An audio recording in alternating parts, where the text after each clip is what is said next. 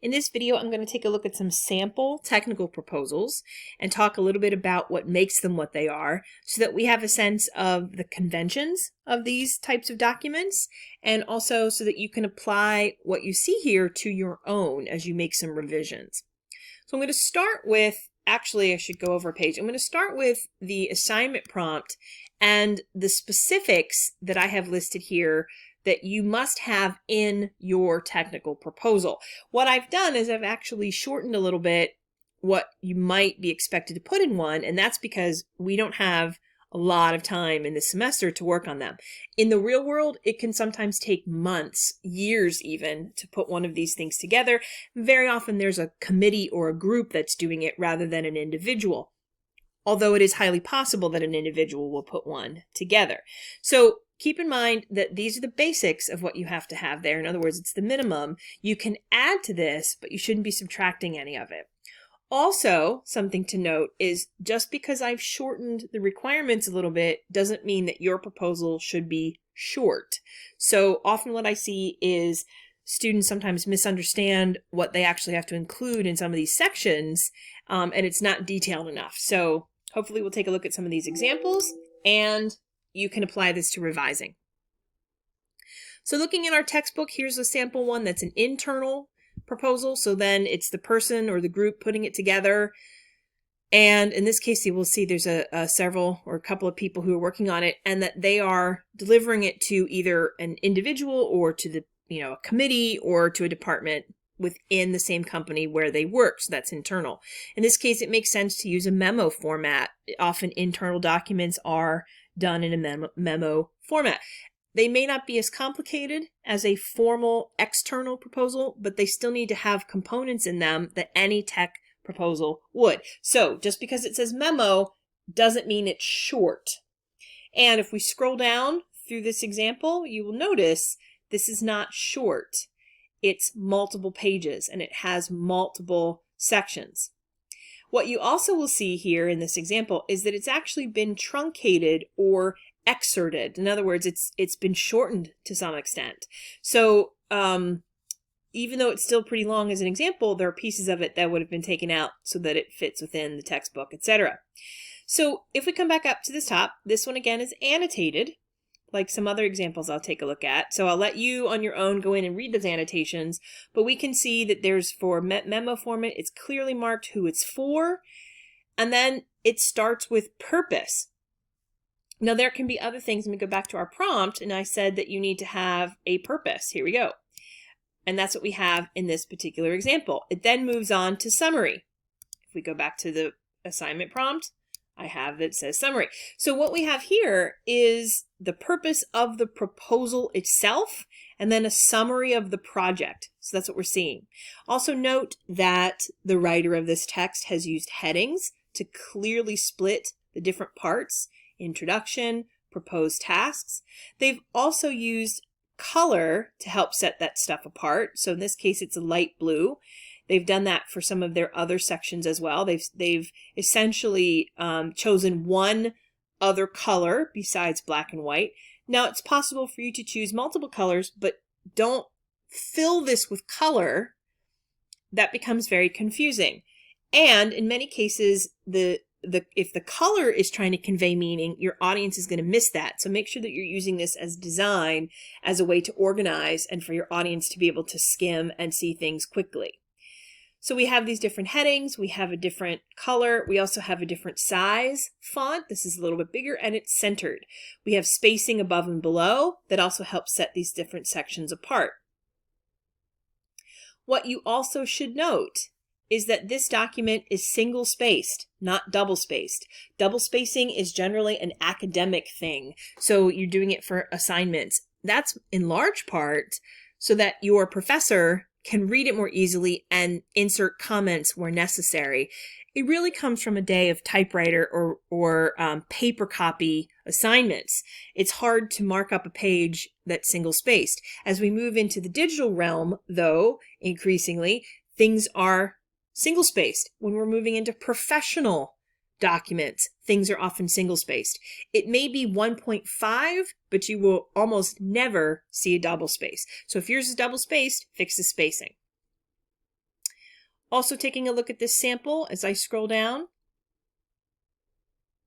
in these various sections, we see a schedule. So in this case, the tasks, the timeline that's been laid out in a table. This makes sense. Here's where your graphic or your visuals can come in to help you convey information that if we had to read about it, it may not be as clear to us. So you certainly should write about it, but also then create a visual to help explain it in a different way so that as we look at it, we can maybe get information much more quickly. So a table will work. You can think of a chart, maybe an actual timeline, something else to help lay out these different parts. If you look here at budget, in this particular case, this example, this is pretty short for budget. And I think this doesn't quite tell us enough. In this proposal, they're talking about how much that it really comes down to, it's these two people who are going to get paid to do the stuff that's in here. And that's really where the money, that's all the money that's needed is for them to get paid to do it. And so we're really talking about the costs to pay them to do the work. But in yours, if you have things like you need building supplies or you need transportation or you need food or something else, that should all go into your budget.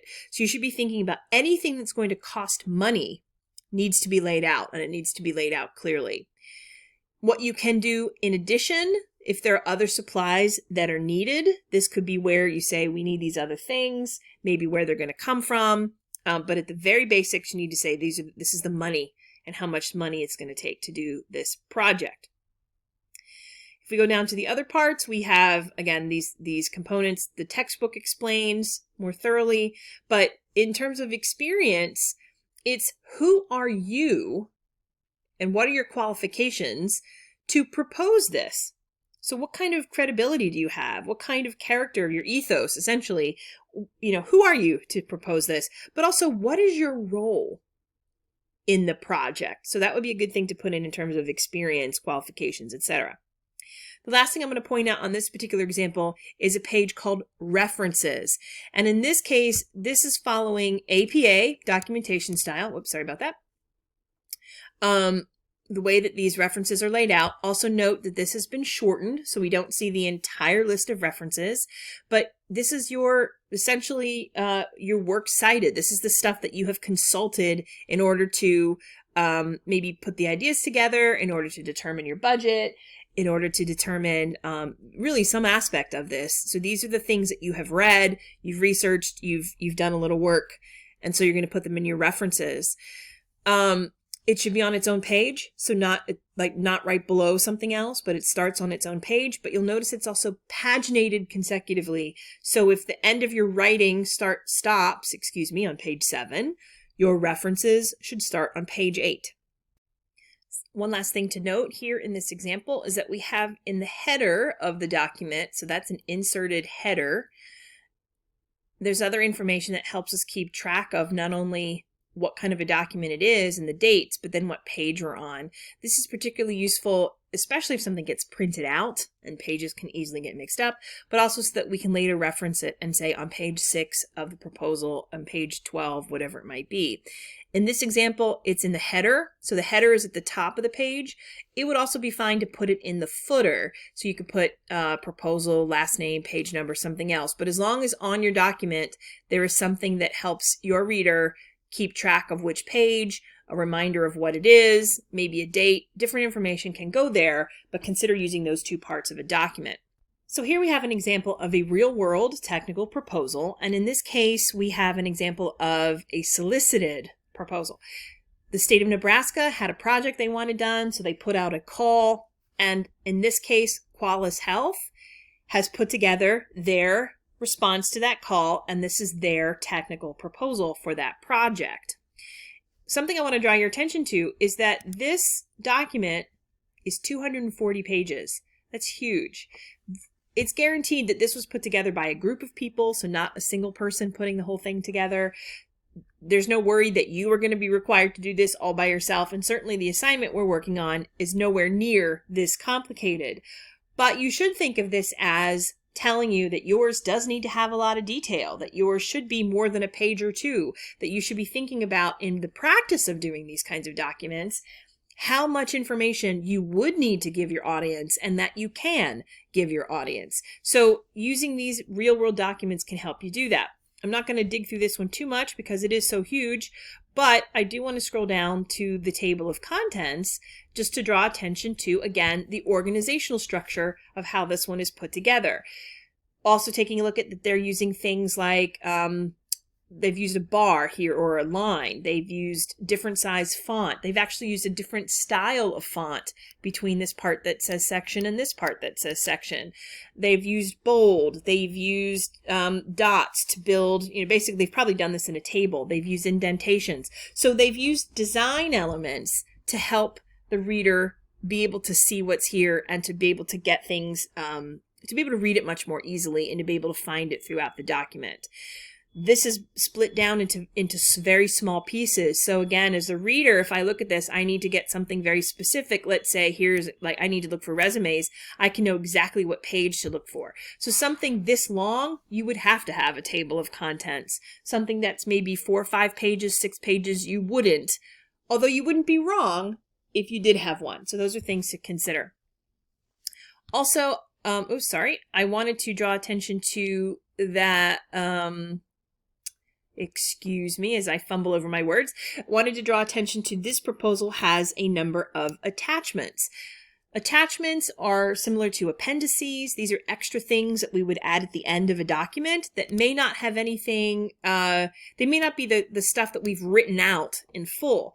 Instead, here, for example, we have financial statements that might be coming from a bank or from investment or something else. We could write about it in a paragraph, but then this is the actual thing itself. The same thing with resumes. I could write about my qualifications, but depending on the kind of thing I'm putting together, I may also include my resume or the qualifications of the people who are going to work on this project. So even though it would be maybe summarized or written about or mentioned in a paragraph on a particular page, the attachment or the appendix or some other thing at the end can add to the overall project's understanding.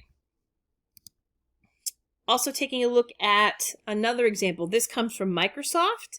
This is a template that they've put together.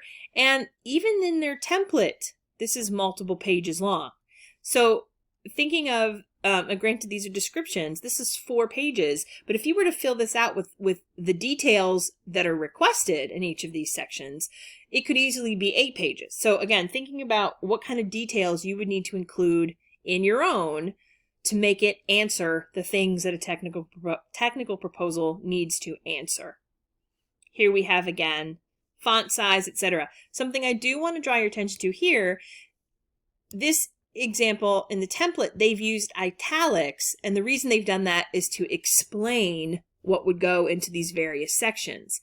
You yourself should not have your the details, multiple paragraphs in italics. That becomes very difficult to read, especially over pages and pages and pages. Consider using italics or some other way of drawing attention to text by changing the font, but again, be very sparing and be strategic if you do that. There are lots of other examples that I've posted on our Canvas site. Oops, sorry. Here we have, here's a chapter actually from a book, the same author that we have for our textbook. It's just a little more detailed, same example that's in our textbook. But I've also included some images of proposals that come from other texts and these are annotated. These are other textbooks that I have used or that I have access to. There are a few others that are linked below. Again, you can go in and take a look at those individually and see what sort of conventions you start to notice. They're all single-spaced. They use indentation. Here's an example of using italics to set something apart. The heading is in bold. There are colons, that kind of thing. So using the elements of design to help you out. There are lots of other examples that exist, certainly plenty more that are linked on our Canvas site.